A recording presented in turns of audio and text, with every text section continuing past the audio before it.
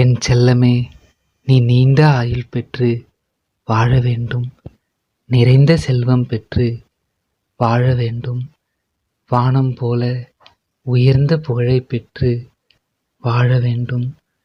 உன்னுடைய குடும்பத்துடன் நிம்மதியாகவும் சந்தோஷமாகவும் நீ வாழ வேண்டும். உன்னுடைய எல்லா ஆசைகளும் உன் வாழ்வில் நிறைவேற வேண்டும். நீ ஆசைப்பட்ட எல்லாம் உன் வாழ்க்கையில் உனக்கு கிடைக்க வேண்டும்.